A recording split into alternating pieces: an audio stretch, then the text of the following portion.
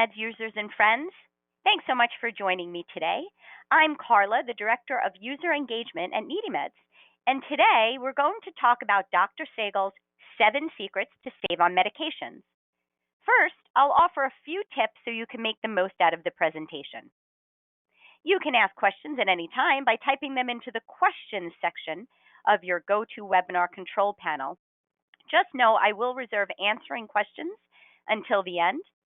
If I don't get the chance to answer your question, I will follow up with you by email.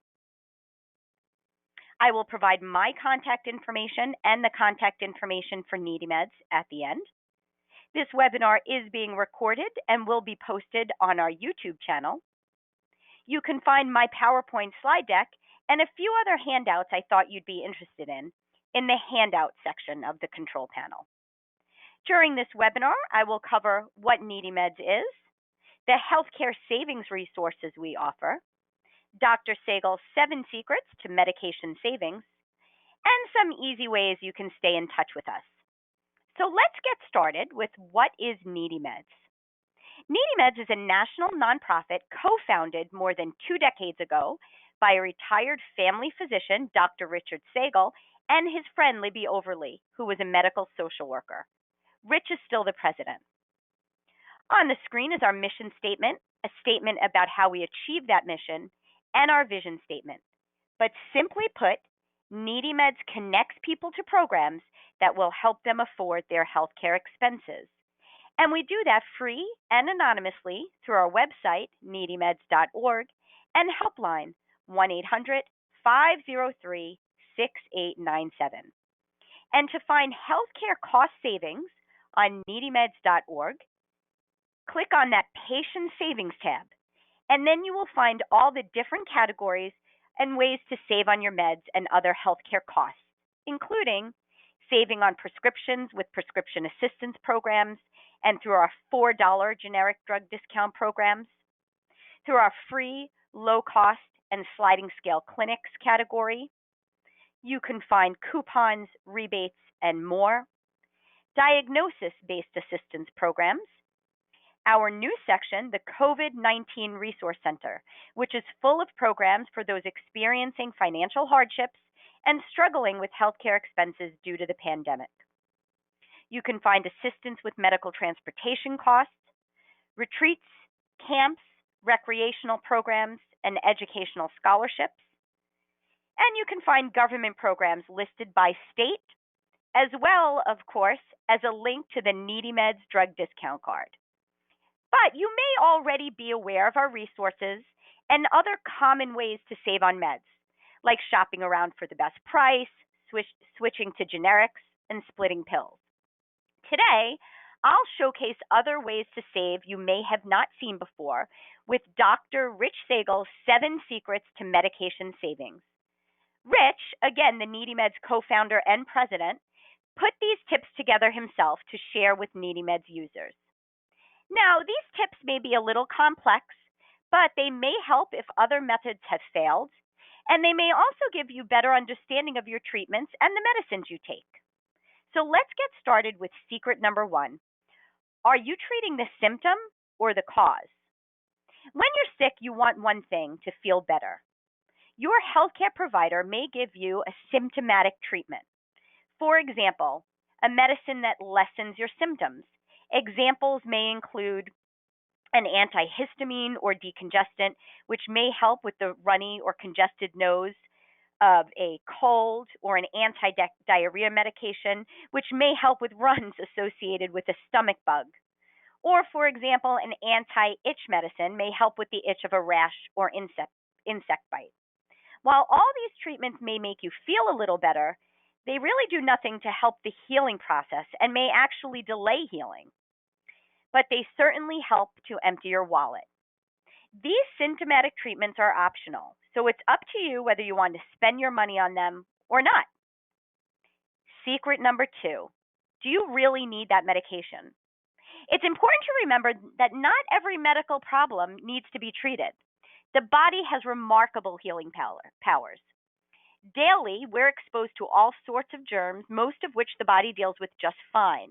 Many aches and pains are the result of normal activities and don't need any treatment except ice, heat, or rest. One common example is lower back pain. It's very common and rarely serious. Around 80% of adults experience it at one time or another, and at any moment, 15 to 20% of adults 45 to 64 have back pain. According to the Cleveland Clinic, 60% of back pain sufferers recover in 1 to 3 weeks, 90% in 6 to 8 weeks, and 95% in 12 weeks. The treatment received or no medical treatment makes no difference. In fact, less than 1% of back pain has a serious and treatable cause. Most minor respiratory problems, stomach problems, sore throats, and other self-limiting illnesses don't need any treatment by a healthcare provider. It's rare for a person experiencing self-limiting and self-resolving symptoms to be afflicted with a serious illness. You'll do just as well without any treatment. So let's move on to secret number 3, polypharmacy and deprescribing. Polypharmacy is the use of many drugs. The definition of many depends on who's defining the term, but the cutoff is generally 5 or 6 drugs. And there's many causes of polypharmacy. These include treating multiple diagnoses at the same time, taking drugs not prescribed for you, excessive use of over-the-counter drugs and supplements, multiple prescribers caring for you with no one prescriber overseeing the medications, and lack of stopping no longer needed or ineffective drugs. Deprescribing is the opposite of polypharmacy. It's the stopping of no longer needed meds. The process of deprescribing involves evaluating each drug, asking if it is helping keep you happy and healthy, or if it's no longer needed. Examples of unnecessary drugs include drugs used to treat a now resolved issue, an ineffective drug that was never stopped, or a drug used to treat a now resolved side effect of a drug.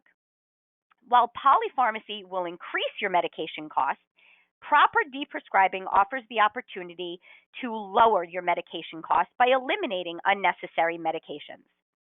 Added benefits of deprescribing include reducing the risk of side effects and potentially serious drug interactions. Secret number 4, combination drugs. While most medicines contain a single active ingredient, there are some that contain 2 drugs that are used in combination to treat a specific ailment. For example, some creams or ointments for skin conditions may contain a steroid plus another active ingredient. There are also blood pressure medicines that contain a diuretic plus another blood pressure drug. The advantage of combination drugs is better compliance because you only need to take 1 pill rather than 2, or you only have to apply 1 cream or ointment instead of 2. The disadvantage is that sometimes you have to pay for this convenience because the cost of the combination product is greater than what you would pay if you bought each drug separately. Always check to see what's cheaper, the combination medicine or buying each drug separately. Sometimes the combination is cheaper, but often it's not. The difference is what you pay for convenience. Let's move on to secret number 5, over-the-counter versus prescription medications. Regularly, the Food and Drug Administration is approving over-the-counter versions of medications that formerly were available only by prescription. For example, look at all the non-steroidal anti-inflammatory drugs and acid suppressors. All these used to be available only by prescription, but not anymore. There are 2 differences between the over-the-counter and prescription versions. One is the dosage. The over-the-counter drugs usually contain around half as much active ingredient as the prescription version. Over-the-counter ibuprofen pills, for example, contain 200 milligrams of the active ingredient, while the prescription version contains 400, 600, or 800 milligrams. The second difference is the price. Often, but not always, the over-the-counter is cheaper than the prescription version milligram for milligram, but this isn't always the case. With most of these drugs being a Tier 1 drug in insurance plans, the copayment may make the prescription version cheaper than the over-the-counter version. It pays to check and see. Another reason to consider the prescription version of a drug also available over the counter is that your insurance may pay for the prescription version but not the over the counter version. Secret number 6, supplements. In this category, we include most vitamins, herbal supplements, weight loss pills, immune boosting products, muscle building supplements, and more, for example. These are considered dietary supplements and have not been evaluated by the FDA, Federal Food and Drug Administration, for safety or efficacy. According to FDA regulations, they should contain the warning, these statements have not been evaluated by the Food and Drug Administration. This product is not intended to diagnose, treat, cure, or prevent any disease. Another way to put it is that these products are assumed safe until proven otherwise. Assumed safe should not be confused with being safe. Rather, it means we don't know if they're safe because they haven't tested them for safety. All too often, they turn out to be unsafe or not an effective treatment. In fact, supplements are one of the major causes of liver disease. They don't work and may even interfere with your prescribed meds. The bottom line is you shouldn't waste your money on them. Secret number 7, don't buy more than you need. There are many reasons why you may stop taking a medicine prescribed for you. It may not work, you may have side effects, or it may interfere with another medicine you're already taking.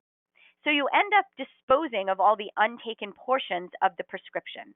It's like throwing away money. When starting on a new medication, it's best to ask the pharmacist if it might interact with another drug you're taking.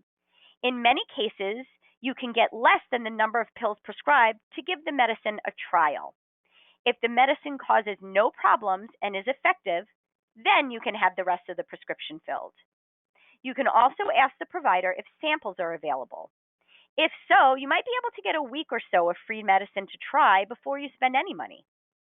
When buying over-the-counter medications, you shouldn't buy more than you need. The price per pill is less when you buy a larger bottle of pills, but the savings is lost if you only take a few and the rest go unused until they expire. So those are Dr. Sagall's 7 secrets to medication savings. That's his list of ways you can control your healthcare costs and in some ways your health. Although some may be difficult, all are achievable. And the added benefit to saving money is a longer and healthier life. But we're actually not done yet. Rich also added 2 bonus ideas. The first bonus idea is clinical trials. The FDA puts all new drugs through an intensive testing process before they're approved. Although initial phases of this process start with testing on lab animals, the later phases involve testing on humans. People enrolled in these studies receive free medical care, medications, and follow-up. And depending on the study, participants may receive new drugs with the potential of improved treatment. All these studies must be approved by the FDA and at least one institutional review board. This protects the participants and ensures that testing protocols are ethical. You can find out about these studies on www.clinicaltrials.gov. The second bonus idea is lifestyle change. The best way to save on medication costs is to stay healthy and not need medicines. According to the book Exposing 20 Medical Myths, about 40% of our life expectancy is determined by things we do or things done to us. Things like smoking, drinking, doing drugs, being obese, being a victim of violence or accidents. Another 30% is due to our genetics. Social circumstances, such as living in wealth or poverty, determine 15% of our life expectancy. And environmental exposures, whether or not you live around lots of pollution, account for another 5%. That leaves 10% to medical care. But that 10% can be more expensive than the cost of the other 90%. The best way to control the cost of this 10% is to control the things we can control, the lifestyles that are detrimental to our health. Lifestyle changes such as quitting or not smoking, regular exercise, good eating habits, and getting enough rest may not be easy, but they're not costly. Lifestyle changes are the first step in treating adults with diabetes or high blood pressure, for example. For some patients, weight loss and diet, along with smoking cessation and increased exercise, are all that's needed to control these conditions. Lifestyle changes are cheap and may even put extra money in your pocket. I do hope you found these tips useful. If you would like to share them with others, we will convert this presentation into a video and post it to the NeedyMeds YouTube channel. I suggest subscribing so you won't ever miss out on our videos, presentations, or webinars. It's a great way to keep in touch. Now, before we move on to talking about other ways you can stay in touch with us, I wanted to quickly share with you that October is our 35th Talk About Your Medicines Month.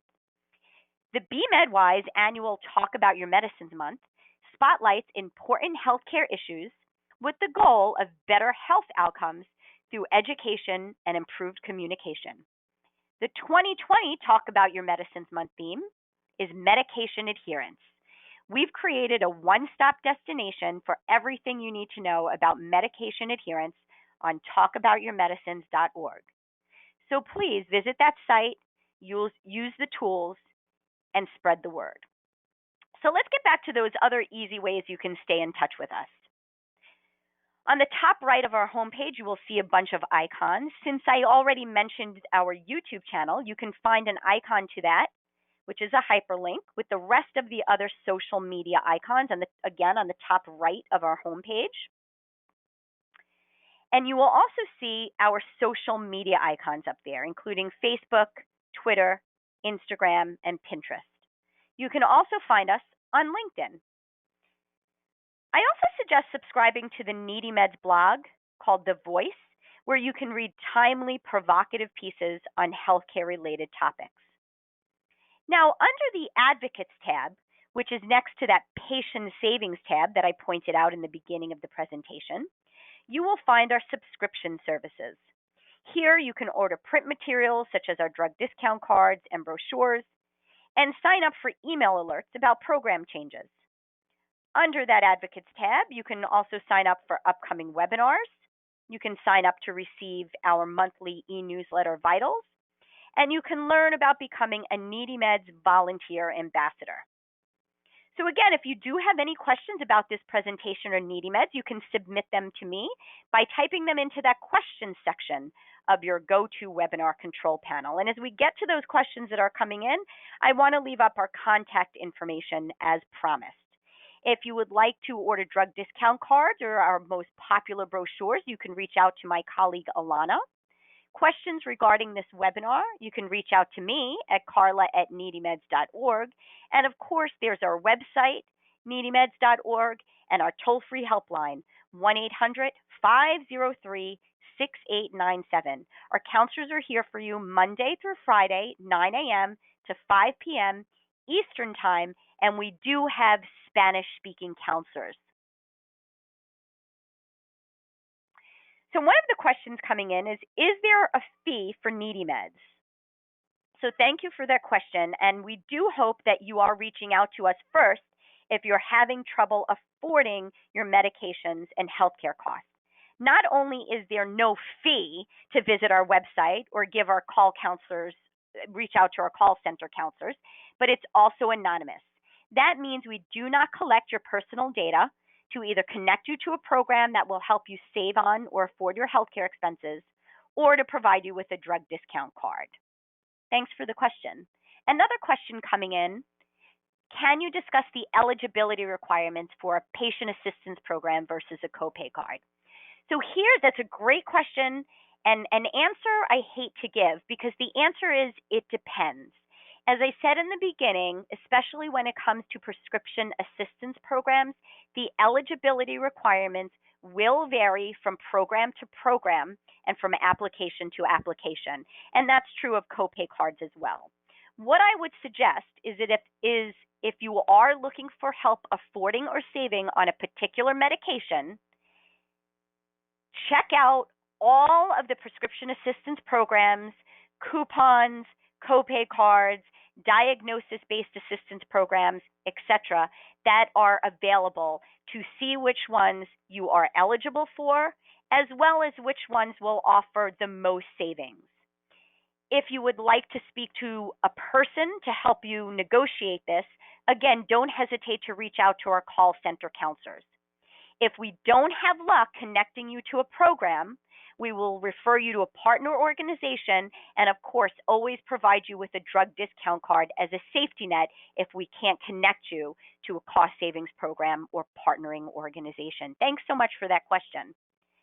Another question coming in. What's the website again for clinical trials? So the clinical trials, you may all remember, was one of the two bonus suggestions about saving money. The other was lifestyle changes. But to find out or learn more about clinical trials, the website is www.clinicaltrials.gov. Remember, people enrolled in these studies receive free medical care, medications, and follow-up. Depending on the study, participants may receive new drugs with the potential of improved treatment. Again, all these studies must be approved by the FDA and by at least one institutional review board, which protects the participants and ensures that testing protocols are ethical. Another question coming in, how do I get a NeedyMeds drug discount card? On NeedyMeds.org, on the left-hand side, you will see a box with a red arrow that reads, Get Your Drug Discount Card. That will take you to our drug discount card page, which lets you know how to download our free drug discount card app through Google Play or the iTunes Store. It will show you how to request a card, a plastic version that can be mailed out to you. You can also open up a PDF of our drug discount card and print it out. And of course, a reminder, you can always call us at 1-800-503-6897 to request a drug discount card or a bunch of them. So I'm going to go ahead and wrap it up with those questions because I do like to keep the question segment brief. But again, if you did ask a question and I didn't get a chance to answer it, I will certainly follow up with you. For now, thanks again so much for your time. Have a great rest of the day. Stay in touch, and we do hope to see your name pop up in future webinars. Thanks so much.